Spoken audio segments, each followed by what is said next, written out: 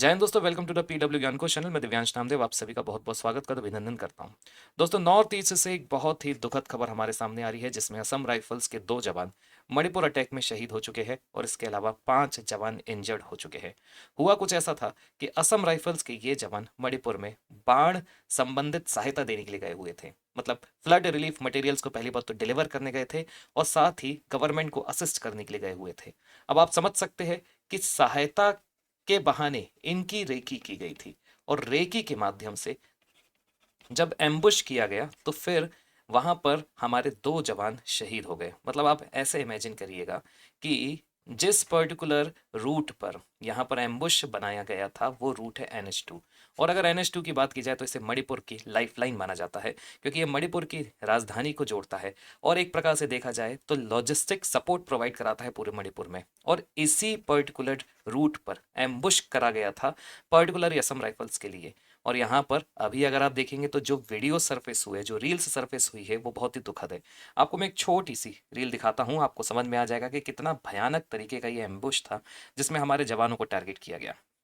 यहाँ अगर आप देखेंगे तो एक छोटा सा वीडियो बहुत वायरल हो रहा है। इस Sini ये particular kung video kano to Bishnupur bumali bo. Manipur का बताया जा रहा है। Kulay mun bumali bo. ये NH2 At पूरा least वीडियो two आपको देखना Assam मैं Rifle सकता हूँ कि jawans पूरा were वीडियो देखना reportedly पड़ेगा, killed and several others लेकिन फिर injured. भी इसके माध्यम से आप समझने का प्रयास कीजिएगा कि अभी जिस पर्टिकुलर रूट पर हमला किया गया है वो यहाँ पर लोकेटेड है, विष्णुपुर में, जो इम्फाल, जो मणिपुर की कैपिटल है, और चोरा चांदपुर, जहां पर अभी हाल ही में प्रधानमंत्री मोदी गए हुए थे, वहां और उन दोनों के बीच में। अब आप समझिएगा, प्रधानमंत्री मोदी की जो विजिट थी वो लास्ट वीक ही हुई थी और आपको याद होगा कि इस पर्टिकुलर विजिट को सक्सेसफुल बनाने के लिए हमारे असम राइफल्स के जवानों ने, CRPF के जवानों ने अतः सेक्रीफाइस किया, मदद की थी ताकि पूरे एरिया में स्टेबिलिटी आ सके। क्योंकि 2023 से जब से मणिपुर में एथनिक क्लैशेस चालू हुए थे, तो उस एथनिक क्लैशेस में मीती, जो पर्टिकुलरली इसी रीजन में रहता है, आप समझिएगा, मैती जो रहते हैं वो पर्टिकुलरली वैली में रहते हैं, और वैली मतलब उनका जो गढ़ बताया जाता है वो यही इसी रीजन का बताया जाता है। और वहीं अगर बात की जाए दूसरे ग्रुप की, जिसका नाम है कुकीजो, जो हिली रीजन में बेसिकली रहते हैं, तो उनका जो गढ़ बताया जाता है वो बताया जाता है चोरा चांदपुर। तो प्रधानमंत्री मोदी जी को जो विजिट थी वो एक्चुअली में चोरा चांदपुर में भी थी और इम्फाल में भी थी, और उन्होंने जो रूट फॉलो अप किया था वो इसी रूट से होते हुए वो कहाँ गए थे, चोरा चांदपुर, जिसे NH2 बताया जाता है। अब NH2 को, जैसा मैंने आपको बताया, लाइफ लाइन ऑफ मणिपुर बताया जाता है। और आपको ध्यान होगा हमारे यूपीएससी में एक बहुत फेमस क्वेश्चन आता है लोकटक लेक को लेकर। तो यहाँ पर जो आपको लेक दिख रही है बड़ी बड़ी सी, जिसे एक फ्रेश वाटर लेक माना जाता है, बल्कि it is one of the largest fresh water lake in the north east, तो ये यहीं पर लोकेटेड है। अब आप समझिएगा, ठीक एक हफ्ते पहले मोदी जी की विजिट और एक हफ्ते बाद ये इतना भयानक बड़ा हमला, क्योंकि देखा जाए तो बहुत लंबे समय से यहाँ पर स्टेबिलिटी थी और इसी पर्टिकुलर रीजन में अफस्पा भी नहीं है। मतलब armed forces special power act जो 1958 में आया था, जिसका ऑब्जेक्टिव ही सिर्फ नॉर्थ ईस्ट पर इंसर्जेंसी जहाँ ज़्यादा थी वहाँ पर स्टेबिलिटी प्रोवाइड कराना था। तो आप समझ सकते हैं ये मामला थोड़ा कंसर्निंग बन चुका है। और हुआ क्या है मैं आपको बताता हूँ। फिलहाल तो यहाँ पर असम राइफल्स की तरफ से भी जो ट्वीट आया था उसमें उन्होंने हमारे जवानों को, जो हमारे जवान शहीद हुए, उनको एक प्रकार से ट्रिब्यूट दिया है। सुनेगा ध्यान से। Lieutenant general Vikas Lakhera, AVSM SM, director general Assam Rifles, and all ranks of Assam Rifles pay solemn tribute to Nayab Subedar Shyam Gurung and RFN Ranjit Singh Kashyap, who made the supreme sacrifice in the line of duty in Manipur today, and offer deep condolences to the family of our brave soldier। ये official handle है Assam rifles का, जहां से उन्होंने solemn tribute और deep condolences उनके परिवारों को दी है। इसके अलावा जो मणिपुर के पूर्व मुख्यमंत्री हैं बीरेन सिंह, उनका भी ट्वीट है। I stand in solidarity with the people of the Nambol Sabal Leikai. The tragic killing of Assam Rifles personnel in yesterday incident is deeply condemnable. The Assam Rifles have been tirelessly working on the ground to restore peace and normality in Manipur. आपको पता है जो भारत की सबसे पुरानी paramilitary force है उसमें Assam rifles top में है।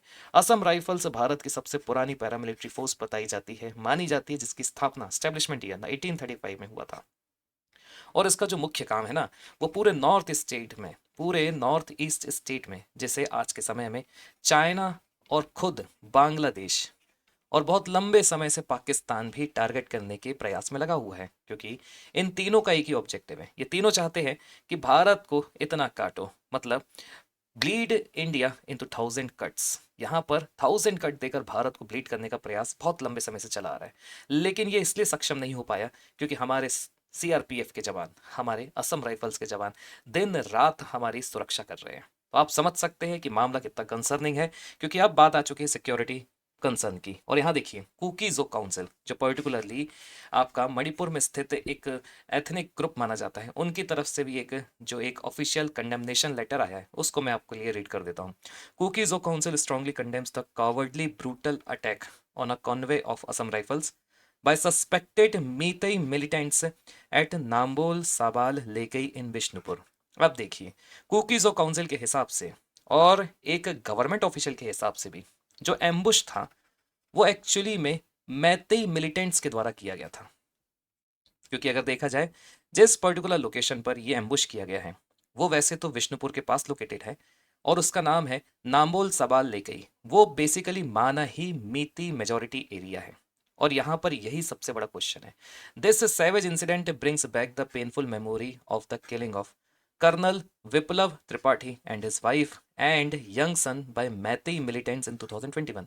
सिमिलर एक केस हुआ था 2021 में, जिसमें मैतेई मिलिटेंट्स ने कॉलोनल और कर्नल विप्लव त्रिपाठी, उनकी पत्नी और उनके बच्चे की हत्या करी थी। यहाँ पर जो रिपीटेड असॉल्ट हो रहे हैं लगातार, वो हमारे लिए अब सबसे बड़ा कंसर्न बन चुके हैं। वैसे तो देखा जाए कुकीज़ों ने भी इसका ब्लेम मिती को दिया है, लेकिन किसी ने भी अभी इसकी ऑफिशियल रिस्पॉन्सिबिलिटी नहीं ली है। अब समझिएगा, फ्राइडे इवनिंग, मतलब फ्राइडे की शाम की बात है, 5:30 बजे के आसपास, 19 सितंबर 2025, ये पर्टिकुलर एम्बुश होता है। कहाँ पर हो रहा है? ये है आपका पर्टिकुलर रीजन साबल लेकई, जो बेसिकली इम्फाल और जो विष्णुपुर है उसके बिल्कुल बीच में लोकेटेड है। और अगर आप देखेंगे तो ये जो सड़क आ रही है, जो national highway, it is basically NH2, जिसे लाइफलाइन ऑफ मणिपुर के नाम से जाना जाता है। A column of 33 Assam Rifles was ambushed by unidentified terrorist. वैसे तो ये जो टेररिस्ट है, अभी भी किसी भी ऑर्गेनाइजेशन ने इसकी रिस्पॉन्सिबिलिटी नहीं ली है, वरना हमेशा कुछ कभी भी कुछ भी ऐसा इंसिडेंट होता था जिसमें अटैक करते थे, भले ही वो सक्सेसफुल नहीं होता था, लेकिन हाँ, रिस्पॉन्सिबिलिटी ले ली जाती थी। और अब हुआ कुछ ऐसा है कि अब जो कैजुअलिटीज़ हुई है वो हमारे लिए चिंता की बात है। हमारे जो 2 जवान शहीद हुए हैं, इस उन जिन्होंने सुप्रीम सेक्रीफाइस दिया है, उसमें नायब सूबेदार श्याम गुरुंग, राइफलमैन रंजीत सिंह कश्यप आते हैं। और इसके अलावा जो 5 सोल्जर इंजर्ड हुए हैं, अभी फिलहाल उनका RIMS हॉस्पिटल इम्फाल में इलाज चल रहा है। और बताया ये जा रहा है, खुशखबरी ये है कि उनकी जो कंडीशन है वो अब स्थिर हो चुकी है, स्टेबल हो चुकी है। यहाँ पर सिक्योरिटी फोर्सेस ने इसके तुरंत बाद ही सर्च ऑपरेशन जारी कर दिए थे। और याद रखिएगा, ये जो सर्च ऑपरेशन है ये इंटेंसिफाई हो चुके हैं रात आने तक, to track down basically the attackers. No group has claimed responsibility so far. अब ये बड़े अजीब बात है, क्योंकि हमेशा अटैक के बाद कोई ना कोई ग्रुप इसकी रिस्पॉन्सिबिलिटी ले लेता था, लेकिन यहाँ पर किसी भी ग्रुप ने भी फिलहाल रिस्पॉन्सिबिलिटी नहीं ली है। और देखिए, जो टाइमलाइन है, आपको मैं बताऊं, जो टाइमलाइन है उसे थोड़ा आपको नोट करना है।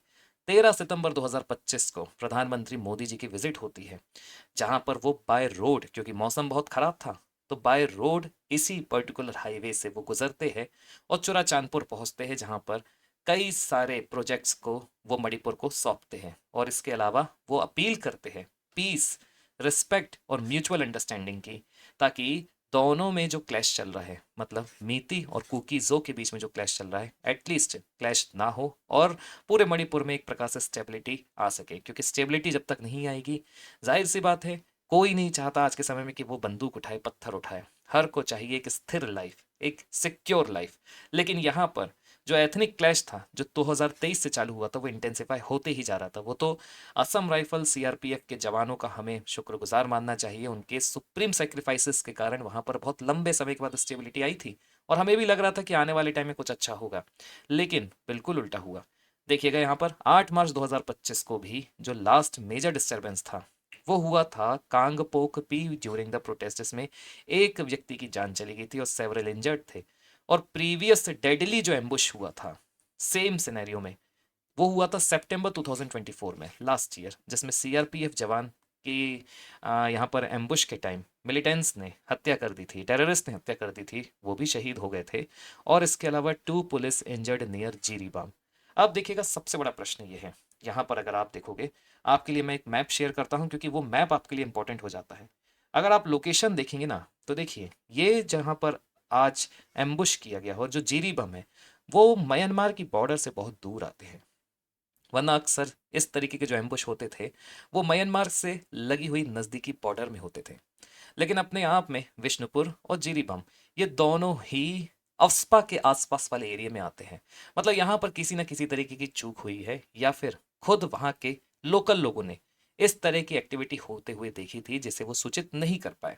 तो यहाँ पर अगर आप देखेंगे तो सबसे बड़ा प्रश्न आता है कि चूक कैसे हुई है, क्योंकि लगातार इस तरीके का अगर एम्बुश हो रहा है, जो कि फिलहाल तो अगर देखा जाए जब कभी भी म्यांमार से हुआ तो हमने सर्जिकल स्ट्राइक करी है। आपको याद होगा 2015 में जब 40 सीआरपीएफ जवान हमारे शहीद हुए थे तो हमने उरी स्ट्राइक करी थी। भारत की पहली सर्जिकल स्ट्राइक थी जिसमें हमने म्यांमार में घुस के बदला लिया था।